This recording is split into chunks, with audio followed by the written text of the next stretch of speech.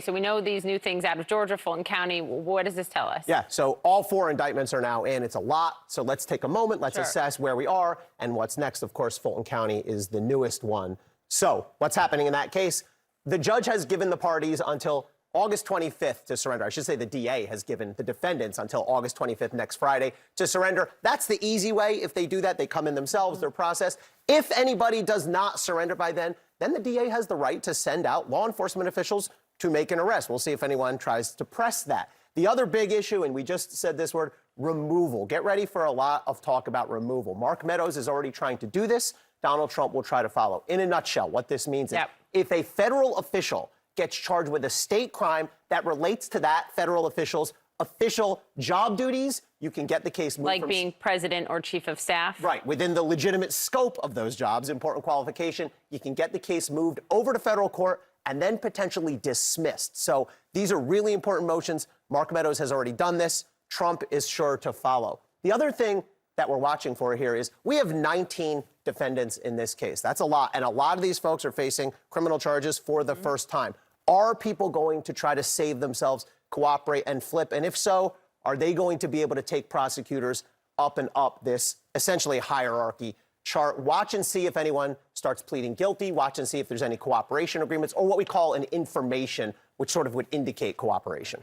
A lot of what's in the Georgia indictment is part of Jack Smith's, one of his most recent indictment. Walk us through those two. Well, there's 3 other outstanding cases. Yeah, so now we're into the federal cases. This is Jack Smith's 2020 election interference case. The big issue there is, what will the trial date be? Now, DOJ last week put in a brief asking for January 2nd, 2024. Pretty aggressive time frame. Trump has not responded yet. His response is due later this week.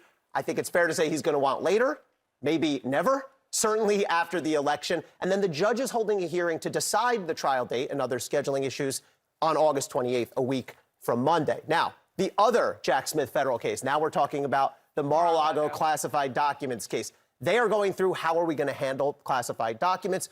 Now, remember, DOJ returned a superseding indictment, a sort of version 2.0, where they added this third defendant, Mr. De Oliveira, and added 3 charges against Donald Trump. And so the question is that going to compromise the May 2024 trial date? Again, the dynamic, Trump's going to want to push back. DOJ is going to say, let's keep it. And then finally, let's not forget the first of the cases to land, the Manhattan DA's case about the hush money payments. They're going through pretrial motions, and they have a trial date of March of 2024.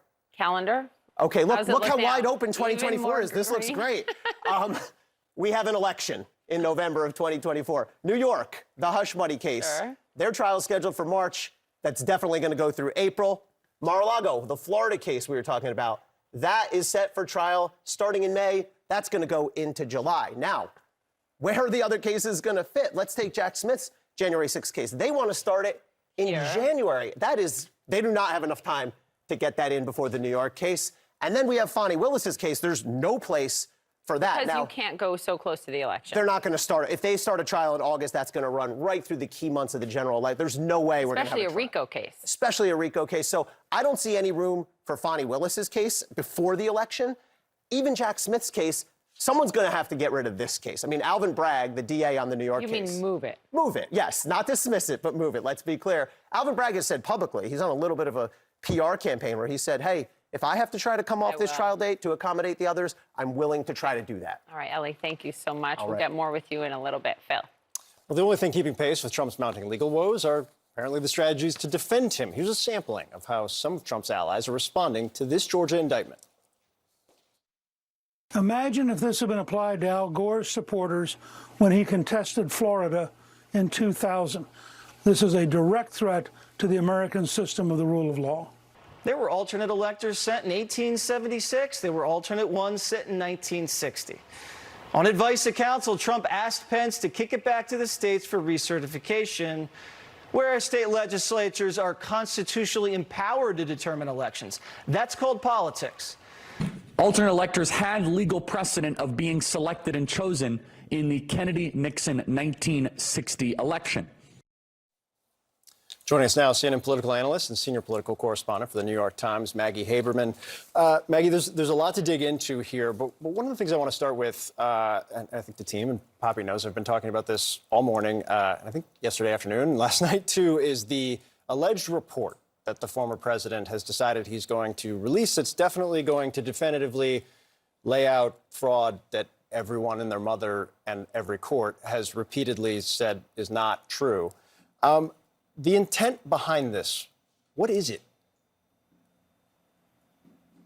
So my colleague Jonathan Swan and I reported yesterday that a number of Trump's aides and allies woke up yesterday, several hours after he had been indicted, in Georgia for allegedly trying to subvert the election and being part of a conspiracy to do so, to find that he had posted this social media posting saying there is going to be a major news conference on Monday where he is going to show this report.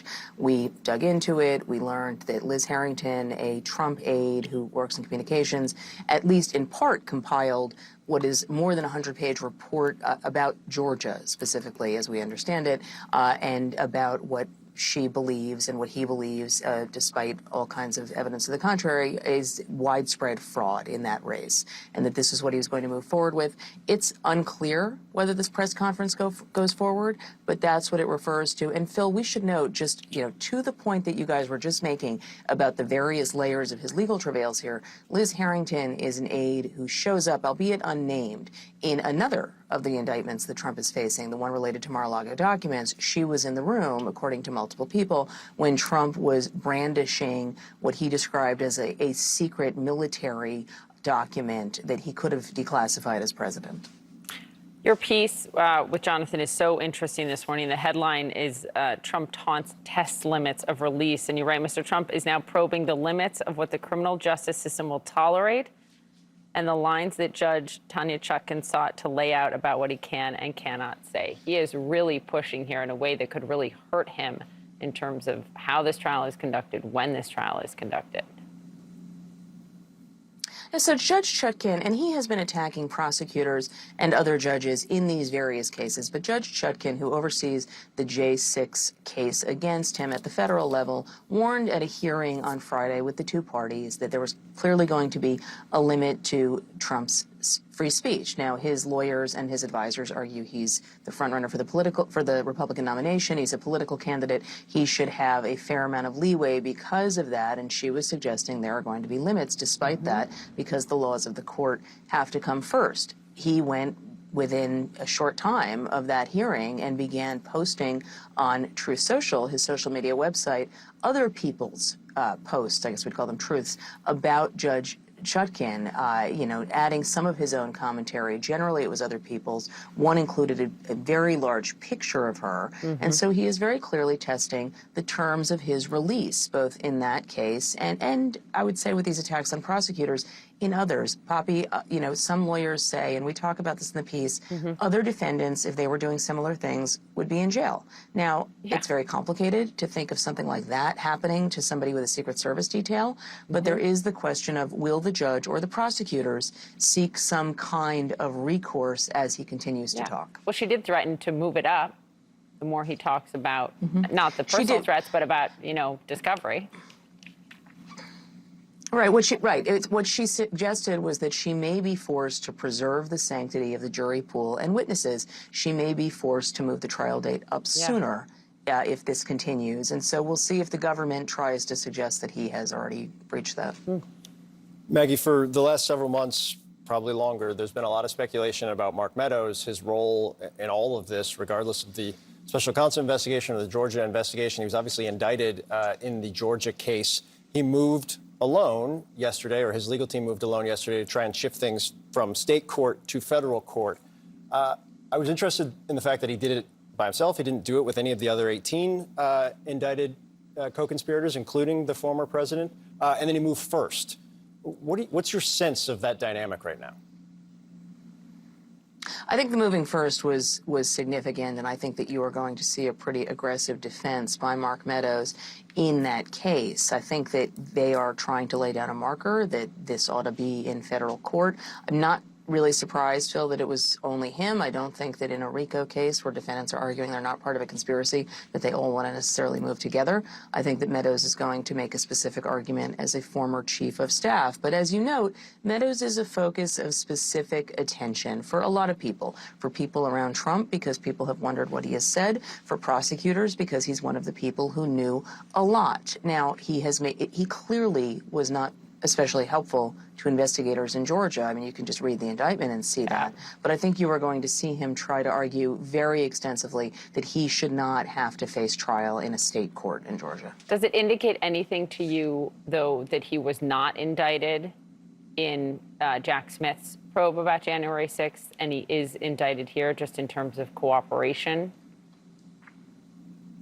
I don't want to speculate about what he may or may not have done in other cases. We know that with January 6th House Select Committee, he partially cooperated. He turned over thousands of texts and then would not give an interview. Here, he does not seem to have done a whole hell of a lot, although, as I understand it, he had been brought in, I think, at some point by prosecutors. He is very apparent in the federal indictment, as you say. There are scenes that relate to him, but he was not indicted. But a number of people, Poppy, were not indicted by Jack Smith in that case. And so I would like to see where this goes as we go forward.